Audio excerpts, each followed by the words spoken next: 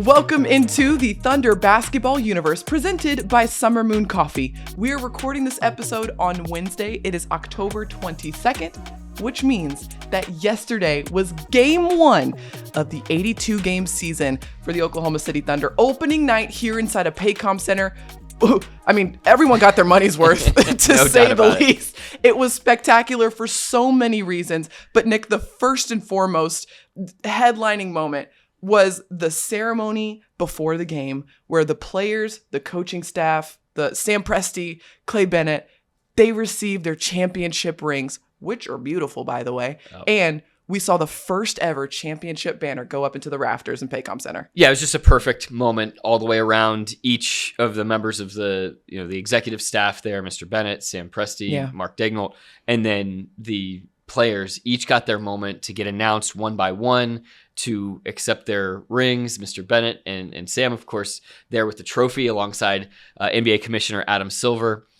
And just what a wonderful moment for each of those people to get their shine, their moment. We saw Shea strutting a little bit after he got his ring box and popped it open and took a look inside. The ring itself, absolutely magnificent. Spectacular. And so thoughtful, designed with just such incredible tact and intentionality. Feeling. Yeah, exactly. The ode to the Oklahoma City Memorial is obviously so touching. There's even little catchphrases for the Thunder like 0 and 0 inside of there. And then, of course, they're all personalized to the players as well. And then even after that, there was the whole banner raising, and that was thoughtful and intentional too. It was really cool because obviously the banner goes up right there kind of in front of the Thunder bench. Yeah. And all of the players were able to just stand there and watch this massive banner go. I didn't realize how big it was. Those were big banners. And they kind of stopped the banner while it was kind of a quarter of the way up to the rafters. And it was perfect because it allowed the players to go over and touch the banner. And I thought that was so special because Chet Holmgren talked about it after the game. He was like, outside of the people that actually moved the banner into the arena and set it up and got it all, hanging up to the rafters, we're the only people that are going to be able to touch that. And that is just a special piece of history that I'll hold on to forever. Yeah. And he was saying, I don't think anyone is going to touch this banner until it gets moved to the new arena. And he had just such great perspective on, look, this is something that's going to be here forever. And I mean, how many people in any walk of life get a chance to say, hey, this thing that we did, that we accomplished together as a group, well, it's going to be memorialized forever. And, that's something that can't be taken away now. I know I remember feeling that moment as the guys were walking past the memorial during the championship parade of thinking, okay, well, they can't take this away from OKC now. It's theirs now. We'll have it forever. Yeah. Nick, I want to take another second just to talk about the rings themselves, because my favorite detail is the fact that the ring is massive. Yeah. It opens up. Inside of that ring is another ring. It's ringception. It's ringception. It's a ring inside of a ring. Yeah. One ring to rule them all, and then there's also another one in there. But the little ring inside is kind of like an everyday ring, which is pretty special. And each player, their number is highlighted on that inside ring.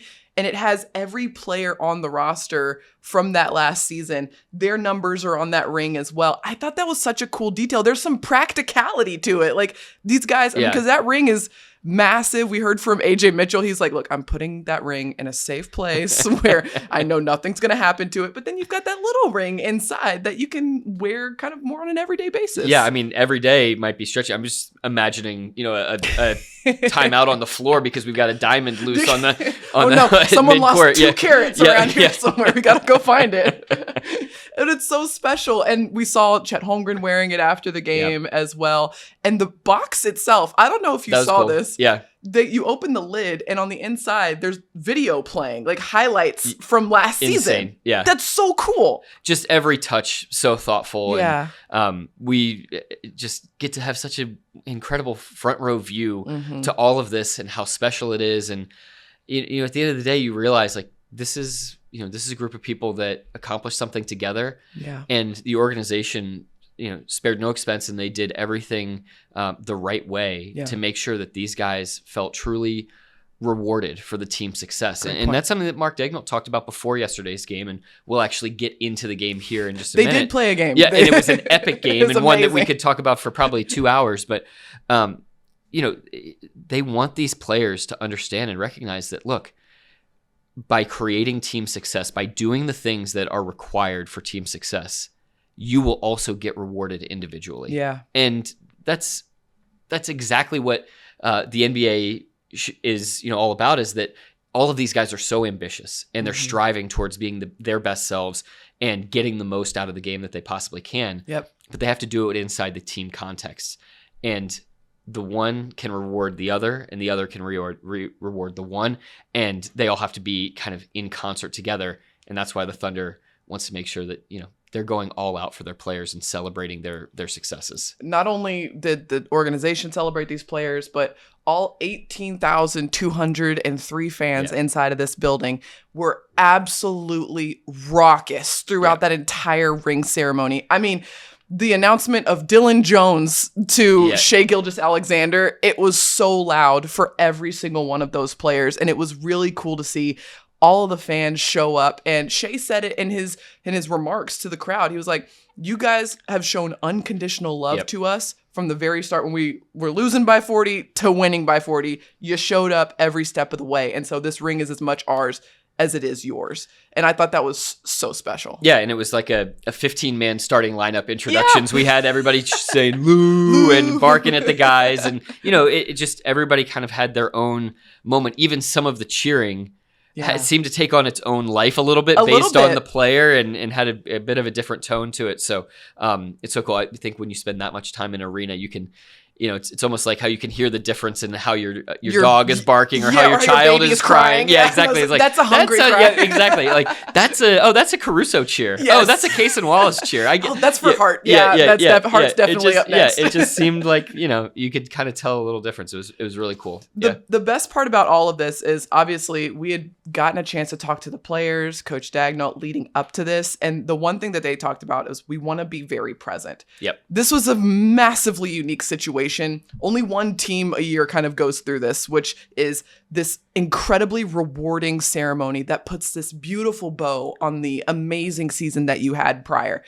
And then you start the next season 10 minutes after that ceremony. Yeah. So as soon as that banner goes up into the rafters, that clock started ticking, a 10-minute warm-up clock. Yep. And the rings came off. The warm-ups started to get shed a little bit, and everyone was warming up because on the other side of the court was a very hungry, very ready, very big Houston Rockets team, and the Thunder had to be prepared for that. So that is a perfect transition for us to get into the actual game that was played that, mind you, went 58 minutes long. The game started at 6:30. We were walking out of the arena at 11 p.m. Were you laughing when you saw me walk over to the corner 3 different times in that game? Just to peel back the curtain, this game went to double overtime, and so in the final minute and a half of regulation, and overtime number 1 and overtime number 2, I'm like hustling to get over to the corner to be able to get onto the court for a potential walk-off interview. Because where we were sitting is on an opposite side of where Nick needs to be for the walk-off interview. So yes, you have to traverse a lot of terrain to get all the way over there. Yeah, and I know for sure when I walked back after the end of overtime 1, I certainly had a pretty perturbed look on my face after there was a kind of controversial missed call out there on the floor of an attempted timeout call that didn't get granted when the Rockets had 0 timeouts left. Mm-hmm. But neither here nor there. The Thunder emerged victorious 125-124 in double overtime against the Rockets. And I tell you what, it seemed like every one of those mantras, those mental values that the Thunder has been preaching for years and has really been trying to attach to in the preseason, they all came to light and were all tested in this game. I mean, they had to be resilient through some incredible shot making by Alperen Şengün. They had to maintain their poise and their presence when things weren't going well, when they were down by 12 in this game.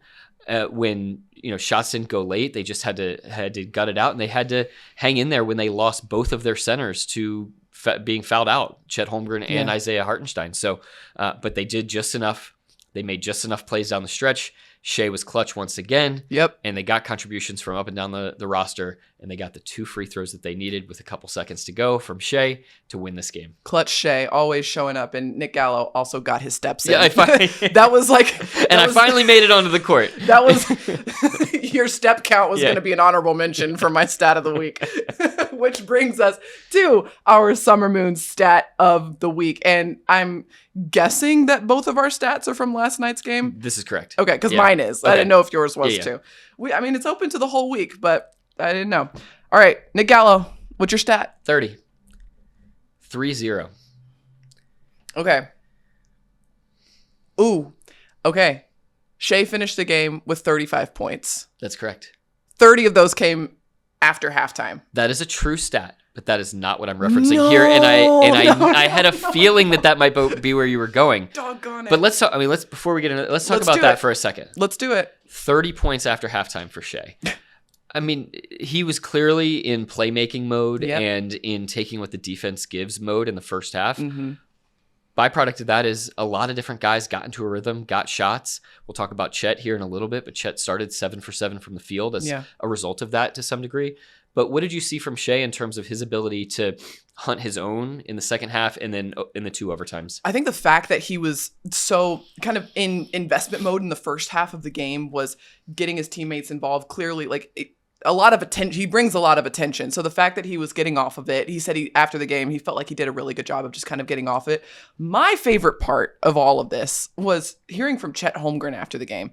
And he was like, somebody asked him, Shea only had 5 points at halftime, and Chet was like, "Oh yeah, it was 5." And the whole world knows that. We know that. We know that. Yeah. But Shea is a guy we never check in on. Yeah. You never have to. You don't have to worry "Hey man, are you good?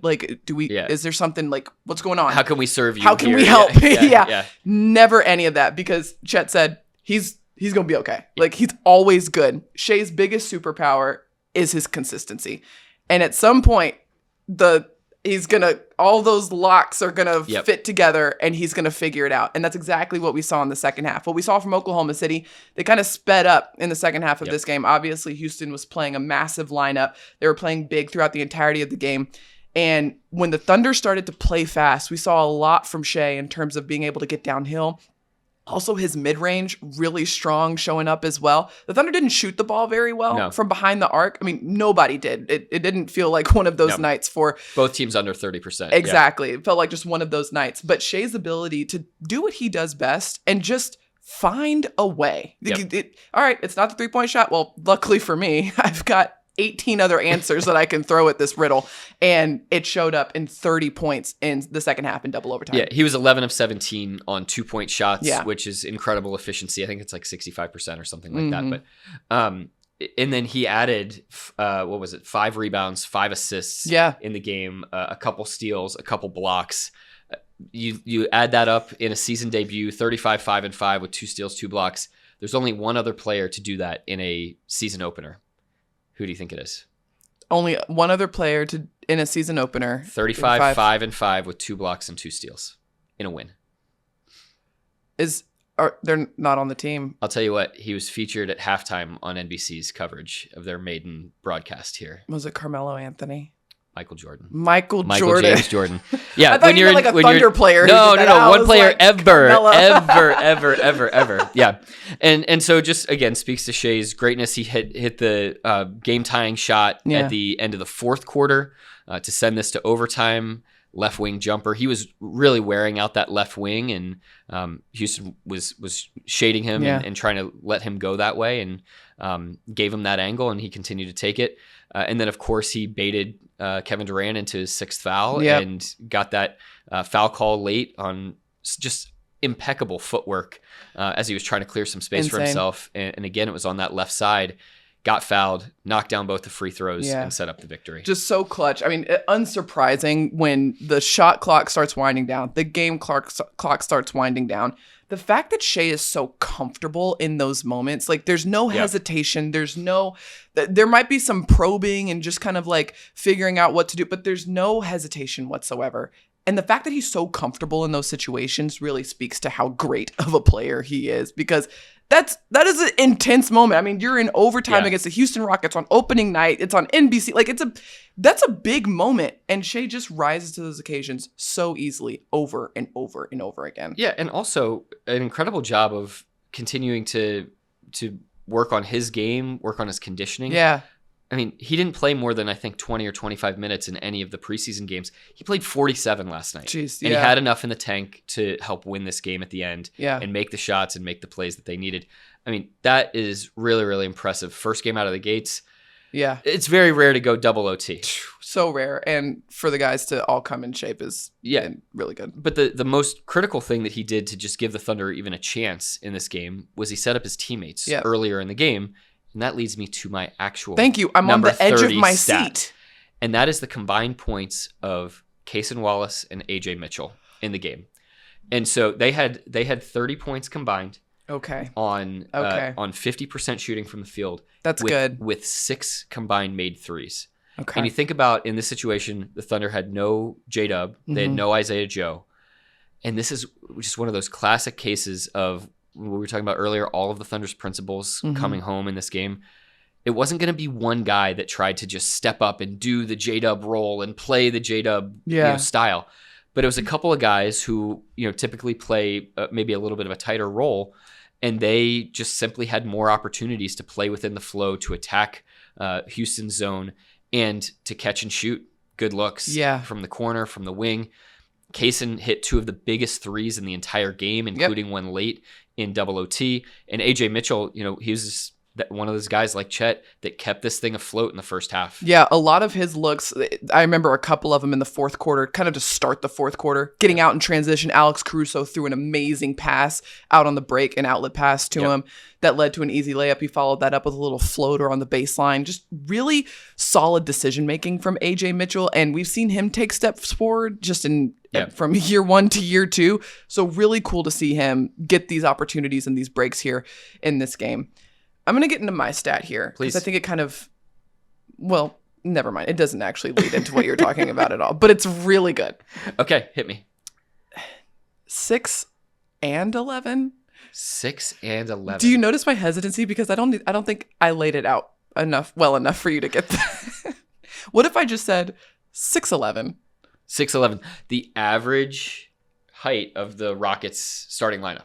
The median height. The median. Okay, the median. All right, yeah. Just because. That's for you math heads out there. There's a difference between median and mean. Average. Yes, yeah. So 4 of the starting 5 players for the Houston Rockets were 6'11". The shortest player was Amen Thompson, who's 6'7". So a supersized lineup for the Houston Rockets in this game, which presented a very interesting situation for the Thunder to go up against. Mind you, the Thunder starting 2 very tall players of their own. You got Isaiah Hartenstein, you've got Chet Holmgren. So a big lineup for them as well.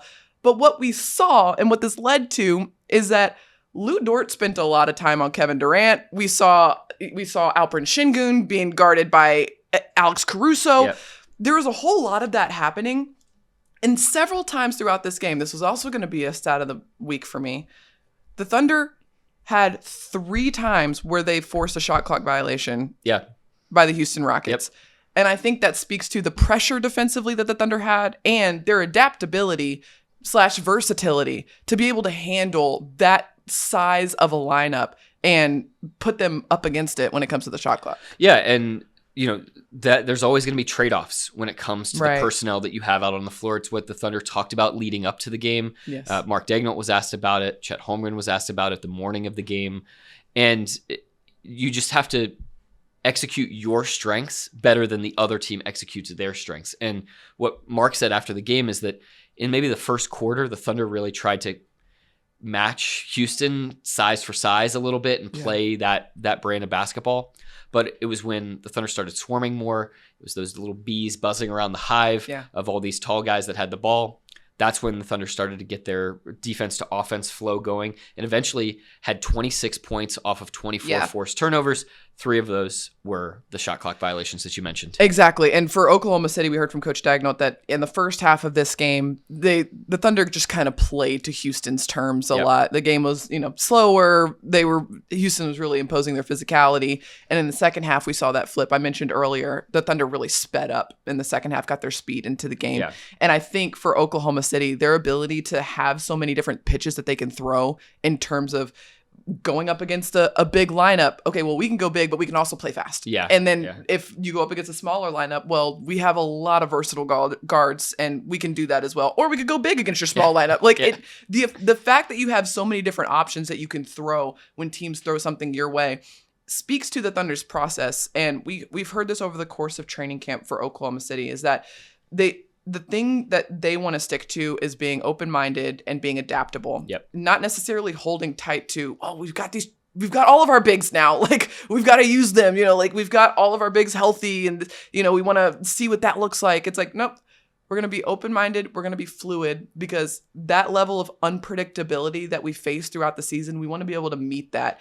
as it comes. And so this was a really good test for OKC to start to flex that adaptable muscle. And not just for the 58 minutes, but like in game, at halftime, there was some adapting that had to happen. Alex Caruso started the second half for Oklahoma City and spent a lot of time on Şengün. Yeah, exactly. And that only happens if you're open-minded and you're willing to just kind of try different things and not necessarily hold tight to, well, we started with this starting lineup and we're going to stick with it and see what it looks like. Yeah, and this could sound like an oxymoron, but like as they try different things and as they explore different options, they also have to have conviction when they're doing those things. And that's what they showed. It's like, you have to be willing to switch if something's not working, but while you're doing it, you have to do it with conviction, belief, and trust. And that's definitely what they did. And the formula for last night's game, at least in terms of the trade-offs, ended up being this. Houston was plus 10 on second chance points. The Thunder was plus 14 on fast break points and plus 14 on points off turnovers. Yeah. It was a 1-point game. That's right. Now, that those two things don't necessarily like match up 1-to-1 every single game, maybe not even last night, but I thought it was indicative of the style of play that the Thunder was hunting and the style of play that Houston was hunting. And it just turned out that OKC made enough plays that tug of war balanced out in its favor at the end. Which is why we heard from SGA after the game. He was like, we have to have the humility to recognize we have to get better. Like, we did enough to win tonight, but we need to keep improving and getting better as the season goes on. Because to your point, there were a lot of areas in this game where the Thunder felt like they left something to be desired in terms of whether it was, turnovers or, you name it here and there. And so for Oklahoma City, this is game 1 of 82, and that's how they're approaching it. They're building something this season, and this is a really good opportunity to learn some lessons. Yeah, that's a great point. You used the perfect word there, which is building. Mm-hmm. This is not a continuation of This isn't game 8, right? No. This is game 1. Mm-hmm. And this is the start of what the Thunder is trying to build through the season. Yeah. Just like last year, they weren't perfect to start the year, and they've got to continue to keep that mindset of humility. So one other thing from last night's game that I want us to talk about, a couple of things, but second to last thing I want us to talk about is Chet's performance in this game. Chet Holmgren, he finished the night with 28 points. He had 7 rebounds. He fouled out of this game, but he had a fantastic first half. Yeah. Really, really sharp just execution and playmaking from Chet Holmgren in this one. And it was necessary because the Thunder didn't get off to the greatest start offensively. But this was really cool to see from Chet. We've heard from Coach Dagnall so often that, Chet is a guy you never have to worry about because of the way he attacks his summers. And I think you and I have talked about it on the podcast a little bit about he's just a basketball junkie. Like, he just loves being in the gym. He kind of always has a basketball. He loves talking about it. He loves watching it. Yeah. He's just kind of insatiable when it comes to the game itself. And so you never have to worry about him. So the common understanding was that Chet got better over the course of the offseason. He came into the regular season in great shape, and it showed up here in the first half of this game. I think he went into halftime with 18 points. Is that correct? Correct. And he started 7 for 7 from the field. Number 7 started 7 for 7 for the field. And it was really cool to see Chet get off to a really strong start in this game and finish strong as well. Yeah, I loved the game flow as just maybe a little bit of a microcosm of what a great player is able to do. Mm-hmm. Chet starts 7 for 7, 18 points, just incredible. Yeah. Right? Then he misses his next 4 shots. Mm-hmm. And to start the second half, it was like, where'd this all go? You could even see off him a little bit of like, I was so hot. Why did we have to go to the locker room? You know what I mean? Yeah. But he picked himself back up and he went 4 of 6 shooting to end the game, including 2 massive threes in the first overtime. And I just thought, again, like another small moment of presence, resilience, and the willingness to step back up to the plate and take big shots, even if you feel like the mojo had been kind of derailed a little bit in that game. And so Chet, just ultimate competitor, and he did another great job last night staying in the moment. I want to talk about something that's been a line of questioning of yours over these last 4 or 5 days at practice. Chet's been the recipient of several half-court alley-oops. Yeah. He's also, Isaiah Hartenstein has gotten a couple of these as well, but those 2 guys in particular have opened up a kind of unlocked a new element to the Thunder offense, which is this vertical spacing that they have. And I think we saw, did we see one from Chet last night? Well, Chet got one last night. Chet got one last night. That's right. And so I kind of want to talk about that a little bit because it's been a really good line of questioning on your end to Coach Dagnall and these players is how that element has kind of helped them take a step forward offensively. Well, this is going to sound trite, but like, it's the most efficient shot in the game. It's a 90, as I think Chet said, it's like a 98% field goal percentage shot. Yeah. And so they're going to be hunting as many of those as they can possibly get. Yeah. They'd take one every possession if they could. But of course, a team particularly like Houston is designed to try to take those types of things away. You know, every pass, any interior passing, any layups, anything around the rim is theoretically going to be contested at a really high level. What was impressive from the Thunder offensively is that OKC shot 68% in the paint last night. Mm-hmm. And so that means that they were creating angles, spacing the floor well enough, and moving bodies enough to be able to carve out creases to the rim and create some of those easy, good looks at the rim the way that they did on some of those lobs to Holmgren.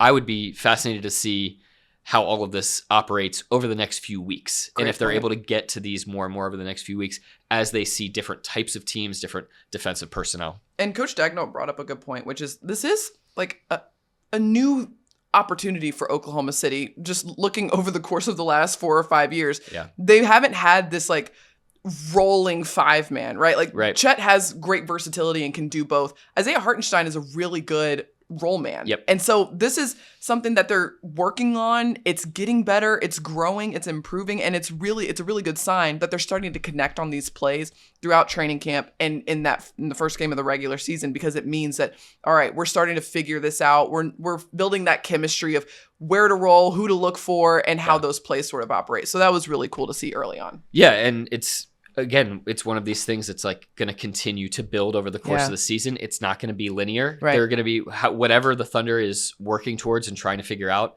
Teams in general are going to try to create solutions for, and eventually someone will one night. So, that's true. And in the copycat nature of the league, teams are going to take note of that, and the Thunder is going to have to reorient some things and continue to problem solve as the season goes along. This is an organic beast, an 82-game season. Certainly is, living and breathing. Last thing I want to talk about from the game last night is the familiar faces that were in the arena. So many Thunder legacy players. I mean, and not just looking at the Houston Rockets who had roster. 3, well, actually 4. If you think about Royale Ivy, who's on their coaching staff. Mm-hmm. Yeah, you had 4 former Thunder players on the Houston Rockets roster, but then you also look at the NBC folks, and then you've got Carmelo Anthony over there, and then how about Serge Ibaka in the building well?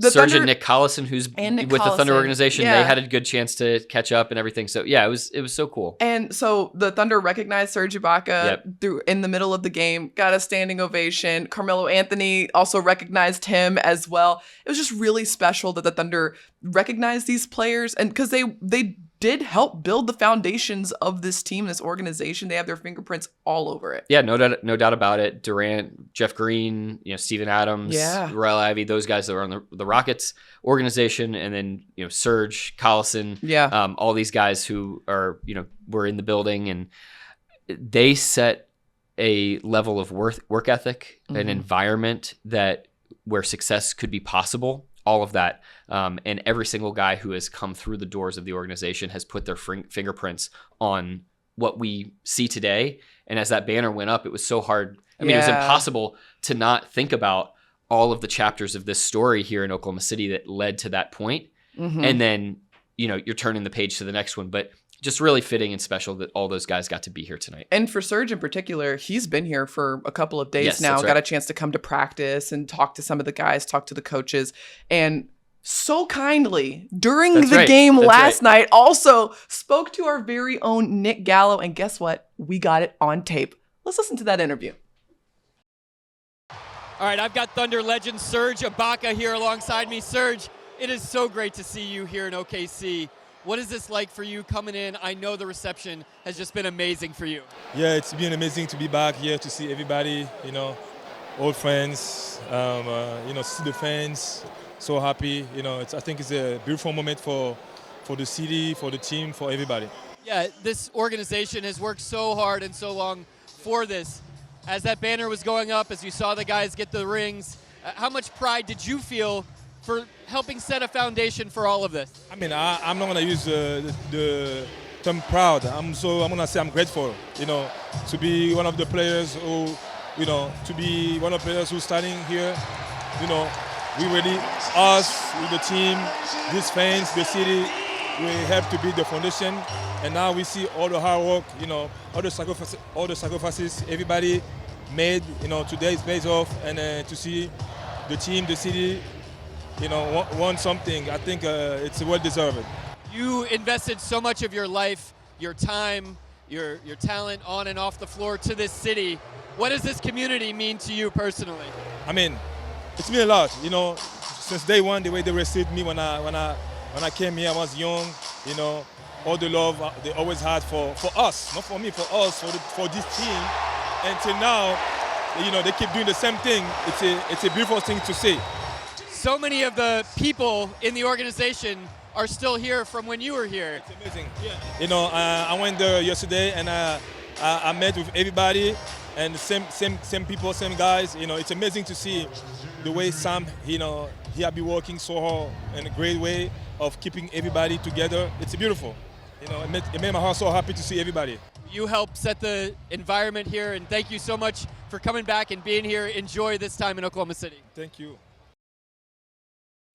So great to hear from Serge Ibaka. And Nick, great job as always. I mean, just the ultimate interview guy. And I just want to know what it was like to see him, and be able to talk to, because you've obviously spent so much time with him over the years. So special. And I had the chance to just tell him how grateful I was for his presence. I mean, he was on the team when I was 23 and first walked into the building and didn't know which way was up. And he and, all those guys from that era were so kind to me and welcoming to me to help me just give me some grace as I was learning the NBA. And so I was so grateful to have that chance to say, thank you to him. And he turned around and, as you heard in the interview, he used the word grateful, how grateful he was to have experienced all that he did, to be a piece of this organization and what they were able to accomplish long term. Of course, he's an NBA champion from his time in Toronto. And so just so special to see him there. I was glad I was able to keep his attention enough. He is such a competitor. He could not help but he could hear the roar of the crowd, and he wanted to know what was going on with the game in the first quarter. But I was very grateful that he had a chance to tell the fans in this way through an interview how much it meant for him to be back here and to reconnect with the city. It was so special to see the reaction of the crowd to seeing him in the building as well. And I'm just so grateful that he was able to be there along with Carmelo and just all of the Thunder Legacy players, to be able to see that first banner go up inside of Paycom Center. Such a special night. Now for Oklahoma City, the task is to turn the page, get back to 0-0, because guess what? We got 81 more of these things on the schedule. So let's get into what's brewing for Oklahoma City. For me and Nick, right after this podcast, we're heading to the airport because the Thunder, They are kicking off a 3-game road trip that begins in, drumroll please, Indianapolis. You may have heard the Thunder's been there a few times lately. I can't believe we're going back there. I feel like I should buy a house there at this point. It is a quick game in Indianapolis to face the Pacers before heading out to Atlanta to face the Hawks, and then wrapping up the 3-game road trip in Dallas to face the Mavs. So busy trip, a trip where you're facing teams in different stages of their cycle and with all sorts of different circumstances, and that rolls you right back into the second night of a back-to-back here at Paycom Center. So the 82-game onslaught is here upon us. Yes, exactly. Yes. So dig in. We will be getting you shows as quickly and frequently as we possibly can, and try to keep you updated on all things Thunder. The best part about the Indy game, we're on FanDuel Sports Network. Yes. We're back. Yeah, tune in. That's right. Us and our guys, Chris Fisher and Michael Cage, be sure to tune in on FanDuel Sports Network. We are so excited to be back and be back in your living rooms and wherever you watch games. We are so excited to bring Thunder Basketball back to you on FanDuel Sports Network and here on the Thunder Basketball Universe podcast. That wraps up today's episode, though. Thank you so much for watching and listening. Be sure to like, rate, and subscribe wherever you get your podcast. Thank you so much to our producer, Matt Bishop. And until next time, Thunder up and catch you later.